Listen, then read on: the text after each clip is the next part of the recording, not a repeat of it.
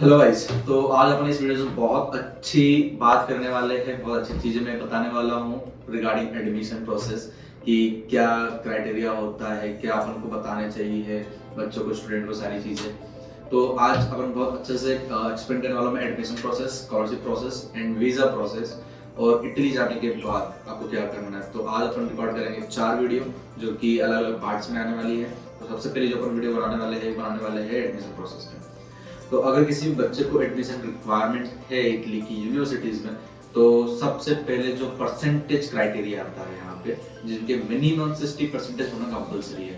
अगर किसी बच्चे की प्रोफाइल 60 से कम है तो देन वो अप्लाई कर सकता है, अपन ट्राई कर सकते हैं, लेकिन गारंटेड नहीं होता कि आपका एडमिशन आ ही जाएगा, क्योंकि यूनिवर्सिटीज ने, मैक्सिमम यूनिवर्सिटीज ने आपकी जो परसेंटेज क्राइटेरिया कर दिया है वो 60% कर दिया है। तो किसी भी यूनिवर्सिटी में एडमिशन लेने के लिए सबसे पहला क्राइटेरिया परसेंटेज आता है।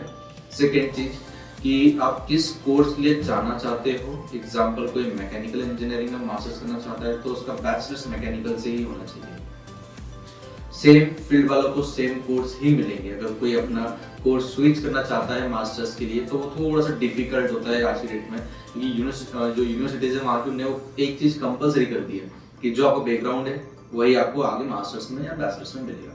ठीक है, तो आप अपनी फील्ड चेंज करना बहुत डिफिकल्ट है। आपको फिर अगर करना चाहते हैं तो कर सकते हैं, बट उसके लिए फिर आपको एक्सपीरियंस दिखाने पड़ेंगे कि मैं अब पहले मैकेनिकल इंजीनियरिंग में था, मेरे को आईटी सेक्टर में जाना है, तो इस जाना है कि मेरे 4 साल का एक्सपीरियंस पर आईटी सेक्टर में है, मेरे को काफ़ी अच्छा इंटरेस्ट आता है इसमें, मेरे को HTML आता है, PHP आता है, सारी चीज़ें आती है, एडिटिंग आती है, वर्डप्रेस आता है मेरे को। तो हमको पूरा एक्सपीरियंस एक्सप्लेन करना पड़ेगा, दिखाना पड़ेगा कि मैं इसलिए फील्ड चेंज करना चाहता हूँ। देन जाके फिर आपको यूनिवर्सिटी सिलेक्ट कर सकती है, बट बहुत डिफिकल्ट है। कोर्स चेंज करना, फील्ड चेंज करना बहुत डिफिकल्ट है। तो जो सेम बैकग्राउंड का है आपको उसी बैकग्राउंड में जाना पड़ेगा, सबसे इंपॉर्टेंट चीज है वो। इसके बाद अपन फिर बात करते हैं bachelors, masters, MBBS and PhD। Italy में 4 तरह के कोर्सेज अवेलेबल होते हैं। तो MBBS सबसे पहले अपन बात करते हैं, चलो बैचलर्स वाले के लिए। तो बैचलर्स के लिए बहुत ही कम यूनिवर्सिटीज है इटली की, गवर्नमेंट यूनिवर्सिटीज, जो आपको इंग्लिश प्रोग्राम प्रोवाइड करवाती है। और बैचलर्स वालों के लिए एग्जाम कंपलसरी है। ठीक है, तो अगर आप करते हो तो आपको एग्जाम देनी पड़ेगी बैचलर्स की, जो यूनिवर्सिटी कंडक्ट कराती है, या फिर आप सेट एग्जाम दे सकते हैं, जिसकी बात आपको एग्जाम देने की रिक्वायरमेंट नहीं देगी। इसके अलावा इटालियन पब्लिक यूनिवर्सिटीज ने कंपलसरी कर दिया है IELTS एग्जाम। ठीक है, तो IELTS एग्जाम आपको देना कंपलसरी है। आप किसी भी यूनिवर्सिटी में जाना चाहते हो, इटली में आप IELTS कंपलसरी हो चुका है। जितनी भी टॉप रैंक यूनिवर्सिटीज है मैक्सिमम सबने कंपलसरी कर दिया है। कुछ ही यूनिवर्सिटीज बची है जिनके यहाँ पर IELTS कंपलसरी नहीं है। ठीक है, इसके अलावा बाकी सारी यूनिवर्सिटी कंपलसरी कर दिया है। तो इटली में एडमिशन लेने के लिए परसेंटेज, बैचलर्स के लिए एग्जाम और IELTS, ये सब कंपलसरी है। ठीक है, अब बात करते हैं अपन मास्टर्स की। तो मास्टर्स के लिए तो बहुत सारे कोर्सेज है, बहुत सारी यूनिवर्सिटीज है, अपन इजीली सारी चीजें कर सकते हैं और बहुत सारी फील्ड्स आपको प्रोवाइड की जाती है यूनिवर्सिटी की तरफ से। सेम चीज यहाँ भी है, यहाँ पर कोई एग्जाम नहीं होता है मास्टर्स के लिए, बस सिंपल है परसेंटेज। अच्छा, अगर किसी बच्चे को मैनेजमेंट कोर्सेज करना है और उसका बैकग्राउंड भी कॉमर्स या BCom में BBA है, तो उसको 55 पे भी एडमिशन मिल जाते हैं, लेकिन जो यूनिवर्सिटी होती है वो बहुत बॉटम की होती है। ठीक है, तो वो कर सकता है ट्राई, कोई प्रॉब्लम नहीं है, बट एक एवरेज परसेंटेज जो होता है वो 60% होना कंपलसरी है। अब बैचलर्स और मास्टर्स सेम प्रोसीजर जाती है। अब थोड़ी सी बात करते हैं अपन MBBS की।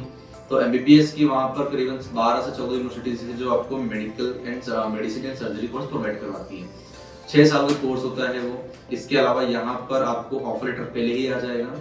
उसके बाद फिर होती है आपकी IMET एग्जाम, क्योंकि एडमिशन प्रोसेस IMET के पहले होती है। IMET की जो एग्जाम होती है वो होती है सितंबर में, और आपको 90 में से मिनिमम 40 लेके आने पड़ेंगे, तब जाके आप वहाँ की यूनिवर्सिटीज में इनरोल कर सकते हो, अदरवाइज नहीं कर सकते। ठीक है, तो आपका एडमिशन पहले ही आ जाएगा, लेकिन IMET डिसाइड करेगा कि आपको कौन सी यूनिवर्सिटी वो दे रहे हैं गवर्नमेंट। ठीक है, तो IMET का ही हो गया MBBS का। अब अपन बात करते हैं PhD। तो PhD बहुत सारी यूनिवर्सिटीज में बहुत सारे कोर्सेज हैं और एडमिशन भी बहुत इजीली होता है, क्योंकि वहाँ पर इंटरव्यू होता है। वहाँ पर जो प्रोफेसर है आपका इंटरव्यू लेगा आपके थीसिस के ऊपर, जिससे वो क्रैक करके आपको ऑफर लेटर मिल जाएगा PhD में।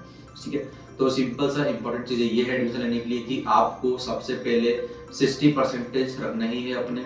सेकंड आता है फिर आपको IELTS एग्जाम, और थर्ड फिर आता है सेम बैकग्राउंड का।